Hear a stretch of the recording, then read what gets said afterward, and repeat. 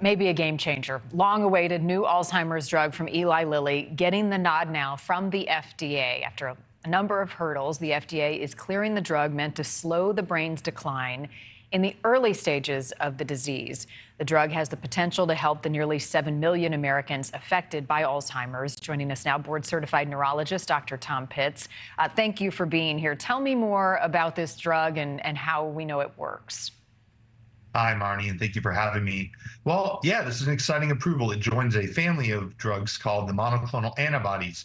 Now, the brain is an immunoprivileged site, meaning the immune system cannot normally interact with the brain because it could damage the brain. However, in the case of Alzheimer's, we see abnormal protein buildup as we degenerate over time. We're unable to clear, let's say, garbage or debris out of the brain, and it accumulates amyloid plaques. Well, the immune system has the ability to guide these out, but it can't get into the brain. So these new medicines facilitate immune activity. We create an antibody that can get into the brain. It targets something called IgG1, and it is able to interact with that garbage or amyloid plaque and guide it out of the brain. Who would be the best candidate for a drug like this, and at what point in their journey with this disease would it be most applicable? Absolutely. Well, not to trivialize, anyone suffering, but of course, the same thing applies with car damage, right? If a car is totaled, it's not able to really be repaired in a meaningful way, meaning the people that suffer or have advanced to the most severe cases of Alzheimer's have not been studied. The population of the study that was done was in patients with mild to moderate Alzheimer's or mild cognitive impairment.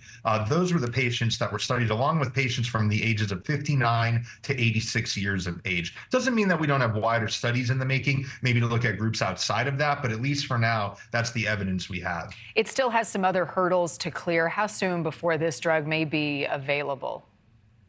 Absolutely. I mean, it has to go through the entire manufacturing process. It is promising that it's only once a month instead of some of the other medicines like Leqembi twice a month. It has the propensity to be, removed after 72 weeks or something like that. But it should be coming out sooner than later. One of the hurdles for prescribers is going to be that this all sounds great, but the only downside is, as opposed to Leqembi, its other medicine, it has a higher incidence of something called ARIA, or amyloid-related image abnormality, which is a safety concern or side effect. It wasn't a game changer. It didn't stop the study. People completed the therapy safely, but that would be one hurdle as we roll it out initially. Cost is always a concern. How much will a drug like this typically cost, and would it be covered? Yeah, I mean, now insurance coverage, I'm not sure, unfortunately, we always see patchy coverage in these underserved communities. Hopefully they'll come out and unfortunately, that's going to be a dollar and cents thing. Remember, they're not here to help, they're not medical providers. So it's all about math and money for them.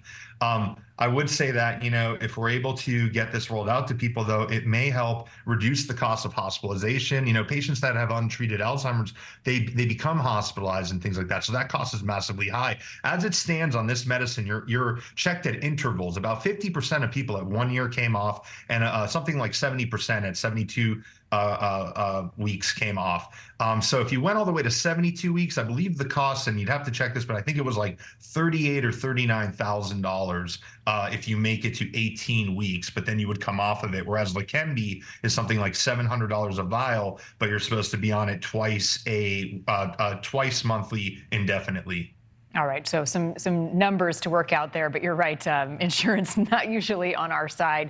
Let me ask you just one more quick question. What do we know about the progression of the Alzheimer's now that maybe we didn't know 10, 15, 20 years ago?